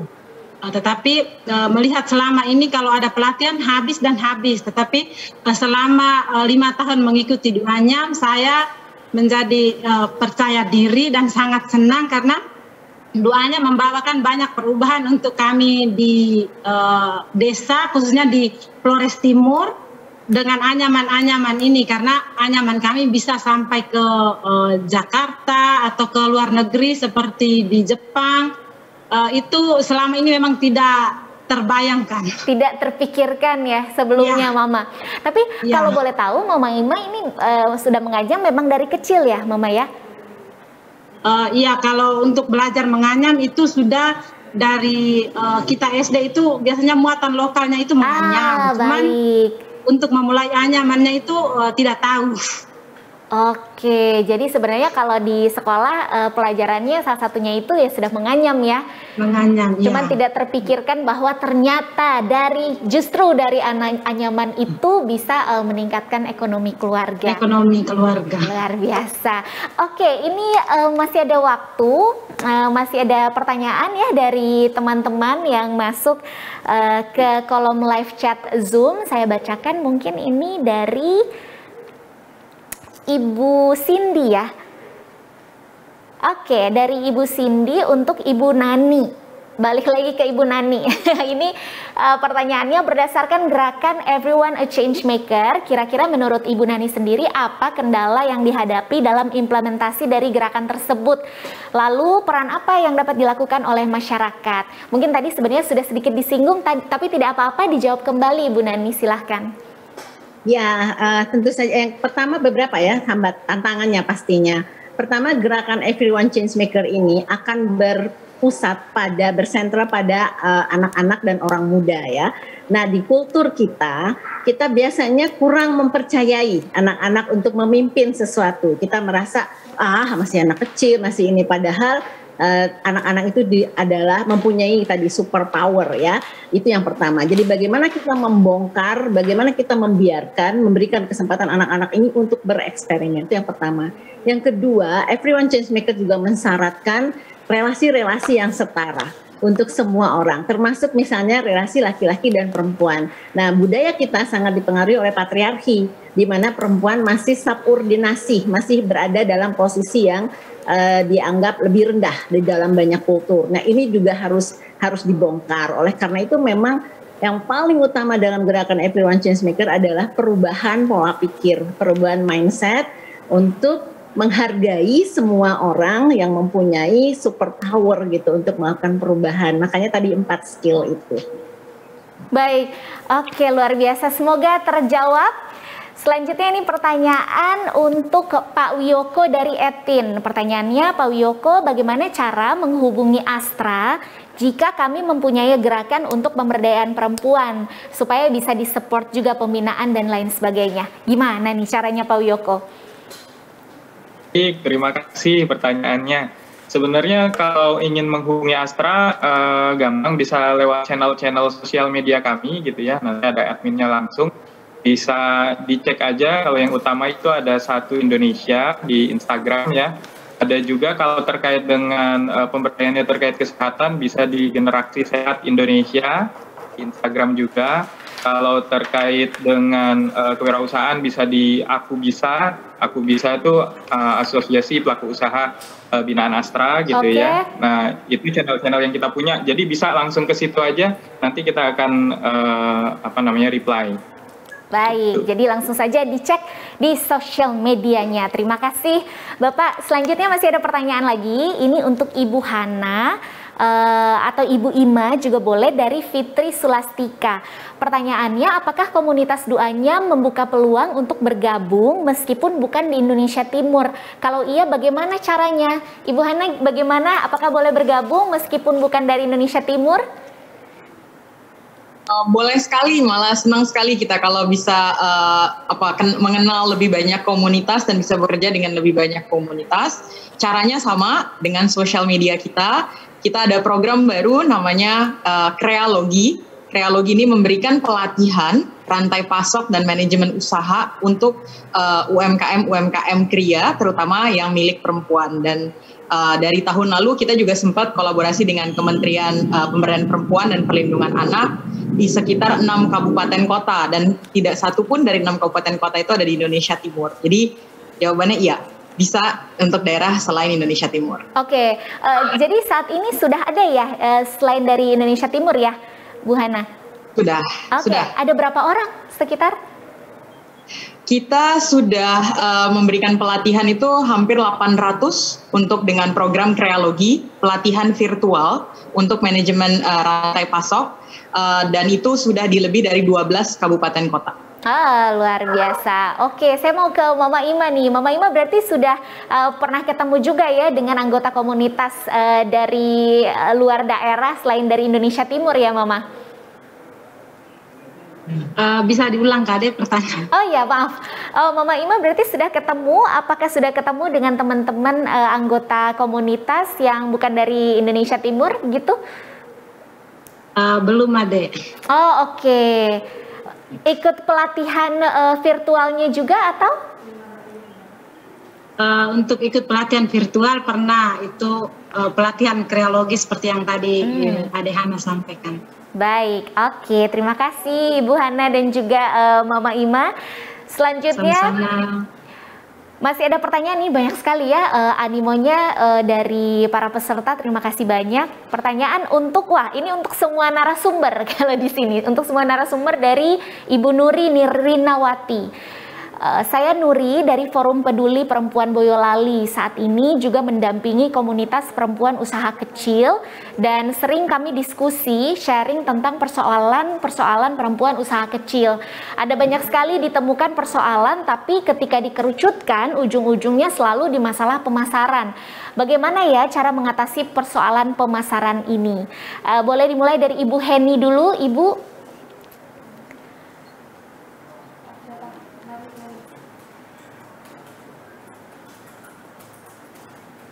Baik, saya mulai dengan Ibu Nani kalau begitu. Ibu Nani, kira-kira ada masukan nggak gimana ya mengatasi persoalan pemasaran ini? Ya, saya bukan ahli pemasarannya, tapi belajar dari komunitas PEKA di berbagai wilayah di Indonesia. Jadi PEKA itu ada di seluruh provinsi di Indonesia. Yang pertama, memang tantangan pemasaran luar biasa ya, karena kita bersaing dengan pasar global yang juga merambah masuk sampai ke pelosok-pelosok. Jadi kalau di komunitas PEKA itu pertama menciptakan pasar di lingkungan kita dulu. Jadi karena komunitas PEKA banyak, lalu mengorganisir keluarganya, membuat pasar dulu sesamanya, sehingga produk yang dihasilkan itu juga dipakai, dipergunakan, dikonsumsi oleh komunitas dulu. Kemudian surplusnya, sehingga ada perputaran tetap di situ ya, antara produksi, pasar, kemudian juga konsumennya berputar di situ. Nah, kelebihannya itu kemudian diperluas pasarnya ke lingkaran-lingkaran terdekat. Dengan begini pasar itu akan berkembang di dalam lingkungannya, dan tidak ada capital flow. Capital flow itu artinya uang yang dibawa keluar gitu oleh produsen lain misalnya. Nah, dengan demikian pasar itu terjaga ya, captive gitu. Baru nanti pelan-pelan meningkatkan kualitas, kemudian menjaring lagi dengan jaring yang lainnya. Kita juga mempertemukan antar komunitas, misalnya komunitas PEKA di Pulau Adonara misalnya dengan di Lembata, mereka bertukar produksinya. Jadi itu salah satu strateginya sih.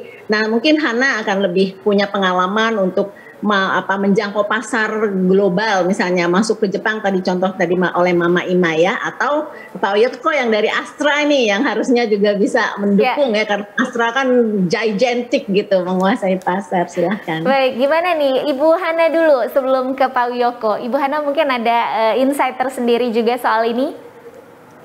Ya, mungkin echoing Ibu Nani juga, salah satu yang kami promosikan sebenarnya adalah bagaimana bisa ekonomi lokal itu berputar dulu. Bagaimana kita bisa melihat pembelian di level desa, di level kabupaten, misalnya seperti di Duanyam, karena anyaman itu aktif digunakan dalam acara adat, dalam seserahan ketika ada pernikahan misalnya di level lokal di NTT.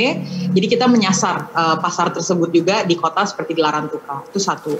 Dan yang kedua, salah satu pola yang saya selalu lihat dari teman-teman UMKM, terutama ultra mikro dan mikro, adalah produk yang dihasilkan itu biasanya adalah produk yang bisa mereka produksi dan menurut mereka bagus gitu. Padahal tidak berorientasi pada kebutuhan fungsi dari pasar, kebutuhan estetika yang dibutuhkan oleh pasar gitu. Jadi suka memaksakan produk yang kita bisa buat dengan selera kita kepada pasar yang sama sekali tidak membutuhkan produk tersebut dan seleranya sangat berbeda. Jadi yang harus dilakukan adalah memastikan ada unsur-unsur kebutuhan dari pasar yang kemudian dimasukkan ke dalam kualitas produk kita, ke dalam desain produk kita. Sebagai contoh juga di Duanyam, kami memiliki sistem grading terhadap kualitas grade A, B, dan C.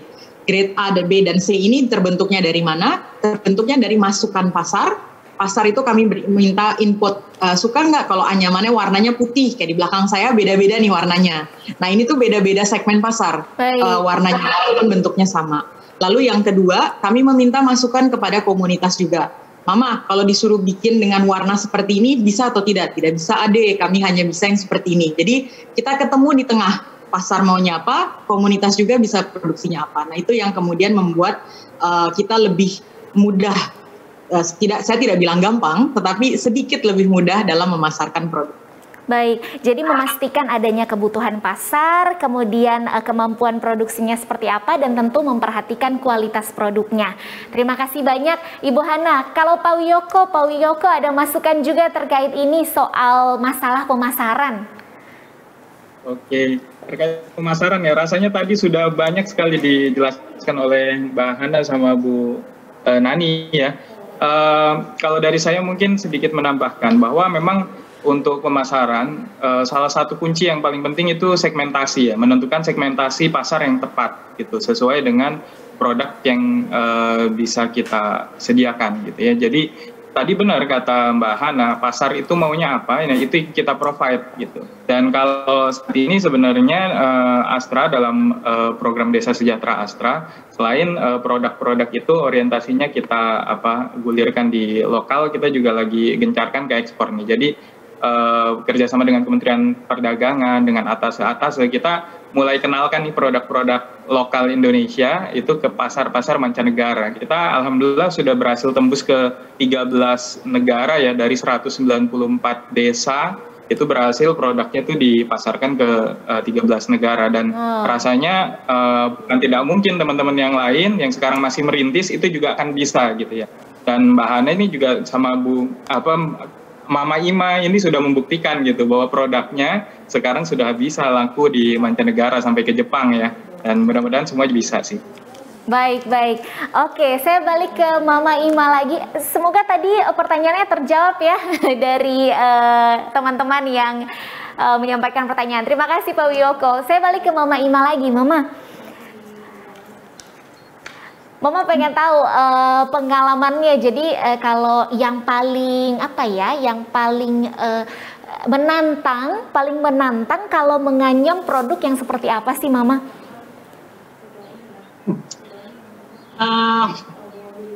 Kalau paling menantang itu biasanya ada permintaan dari pasar menganyam produk yang ukurannya lebih besar. Jadi selama ini menganyam produk ukurannya tidak ya, yang dipakai di rumah itu tidak terlalu besar, tapi ini ukurannya menurut kami itu kok besar sekali ya. Waktu itu sebesar apa sih Mama? Ya ukurannya biasa kami sebut itu triple XL, itu ukuran diameternya 45 dengan tinggi 35, dan ada juga permintaan yang jumbo itu bisa tingginya sampai 90 gitu. Lumayan ya, memang lumayan besar. Ya. Kalau untuk ukuran jumbo biasanya butuh berapa hari Mama menganyamnya dan dikerjakan berapa orang? Kalau untuk pengerjaannya itu dikerjakan oleh 1 orang, tetapi lamanya ini yang bisa sampai 1 bulan gitu. Jadi atau 1 bulan lebih bahkan. Bahkan 1 bulan lebih ya. Jadi tergantung ukurannya. Iya. Oke, luar biasa. Mungkin buat yang penasaran, saya juga penasaran nanti mau tengok-tengok sosial medianya ya, Duanyam untuk lihat-lihat produk-produknya. Makasih banyak Mama sudah sharing ya. Sama-sama. Oke, Bapak Ibu semuanya, mungkin kita akan meminta closing statement dari masing-masing narasumber untuk menutup webinar ini. Saya persilakan yang pertama dari Ibu Nani dulu, kemudian Ibu Hana, Ibu Heni, dan Pak Wiyoko. Silakan Ibu Nani. Baik, terima kasih untuk semuanya juga. Jadi kalau saya tadi bahwa untuk bisa mewujudkan satu mencapai tujuan Indonesia ya, untuk Indonesia hebat, kemudian bagaimana kehidupan perempuan juga mendapatkan keadilan, itu dibutuhkan satu proses yang komprehensif. Jadi dibutuhkan satu ekosistem. Kalaupun yang bertumpu pada bagaimana kita menghasilkan generasi baru yang akan membuat perubahan yang lebih mendasar gitu. Karena kalau yang sekarang kan misalnya kita mulai dari tengah-tengah biasanya sulit untuk perubahannya. Tapi dengan mengedepankan, memfokuskan pada membangun sebuah ekosistem di mana anak-anak bisa tumbuh kembang menjadi para change maker, maka kemudian kita bisa mewujudkan paling tidak misalnya dalam 10 tahun atau 15 tahun satu generasi kita mendapatkan satu perubahan yang lebih hakiki. Mari bersama-sama gitu mewujudkan itu. Baik, terima kasih Ibu. Selanjutnya silahkan Ibu Hana. Mungkin saya ingin mengambil dari sudut pandang perempuan muda, karena ketika pertama kali memulai 2 Nyam itu saya di umur 24-25, jadi sudah cukup lama dan waktu itu masih cukup muda ya. Jadi benar-benar ingin mengajak sesama perempuan muda di Indonesia untuk bisa menggunakan resources, network yang kita miliki, modal sosial, modal pendidikan, modal finansial yang kita miliki untuk bisa saling membantu perempuan lainnya di Indonesia. Dan saya merasa salah satu kebanggaan mendirikan 2 Nyam adalah sebagai perempuan Indonesia, saya bisa berguna untuk lebih banyak perempuan di Indonesia, dan harapannya akan lebih banyak perempuan-perempuan muda Indonesia yang bisa bergandeng tangan dan memajukan Indonesia. Baik, terima kasih Ibu Hana. Selanjutnya silahkan Ibu Heni. Baik, terima kasih. Mohon maaf, ini ada kendala koneksi dari tadi keluar masuk. Tidak apa-apa Ibu. Ya, pendidikan bisa menjadi salah satu jalan bagi para perempuan, terutama anak-anak perempuan dari keluarga miskin, dari keluarga yang marginal, supaya mereka bisa keluar dari rantai kemiskinan yang sudah turun-temurun.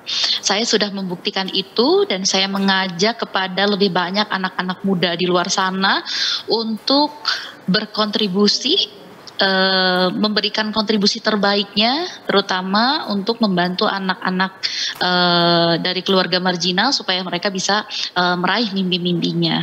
Seperti itu. Jadi satu pesan saya untuk anak-anak muda di luar sana, jadikan cita-citamu sebagai jalan bagi orang lain untuk meraih cita-citanya. Itu, terima kasih. Luar biasa. Terima kasih banyak Ibu. Selanjutnya silahkan Pak Wiyoko. Baik, singkat saja, saya meyakini bahwa kualitas suatu bangsa sangat ditentukan oleh kualitas perempuan di bangsa tersebut. Karena perempuan-perempuan hebat akan melahirkan generasi-generasi yang hebat. Jadi ya mari sama-sama kita dukung perempuan di Indonesia untuk menjadi perempuan hebat, untuk menjadikan Indonesia juga semakin hebat. Yes, Indonesia hebat. Terima kasih banyak. Ini Ibu Nani, Ibu Hana, Ibu Heni, dan juga Pak Wiyoko untuk closing statementnya. Tapi rasanya kurang ya kalau kita tidak mendengarkan juga dari Ibu Wahyuli dan juga dari Mama Ima.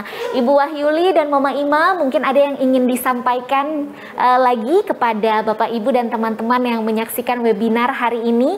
Silakan dari Ibu Wahyuli.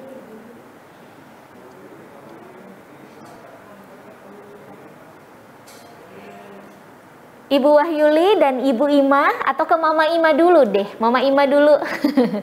Silakan Mama Ima, ada yang ingin disampaikan lagi? Baik, terima kasih. Saya cuma mau menyampaikan kalau ternyata kita sebagai perempuan-perempuan di desa ternyata juga bisa berdaya sebagai perempuan Indonesia. Terima kasih. Yes. Perempuan-perempuan di desa juga tentu bisa berdaya seperti perempuan-perempuan lainnya. Oke, terima kasih banyak untuk Ibu Wahyuli dan juga Mama Ima. Makasih banyak ya tadi sudah sharing-sharing.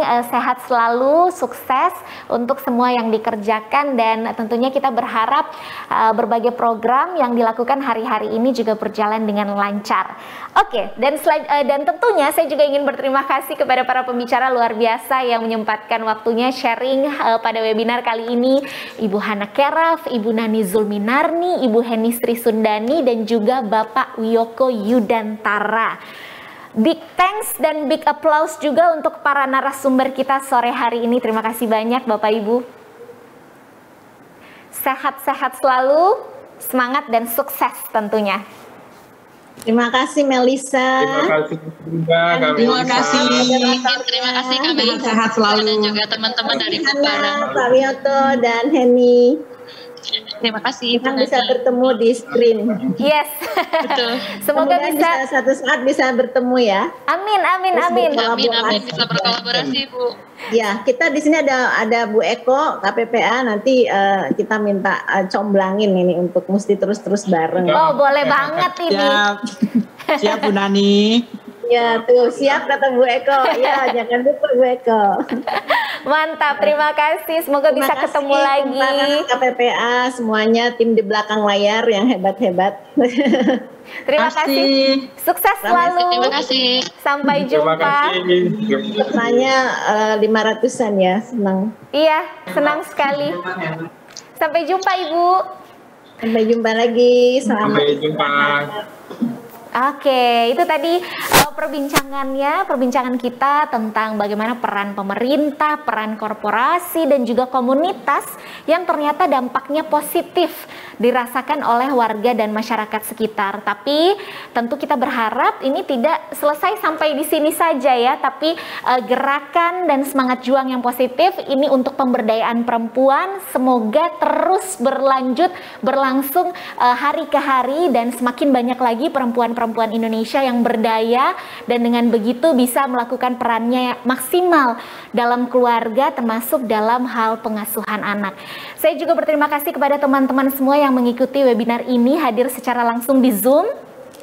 Dan sebagai bentuk terima kasih dan apresiasi, kami akan memberikan sertifikat untuk yang hadir langsung di Zoom webinar. Caranya teman-teman mohon untuk mengisi data diri di link yang ada di sini. Nah, di layar Bapak Ibu Saudara bisa langsung difoto saja kalau tidak sempat dicatat, difoto atau di screen capture untuk diisi data dirinya di link tersebut ya. Jangan lupa juga memperhatikan huruf besar kecilnya ya, harus tepat linknya agar nanti bisa mengakses sertifikatnya.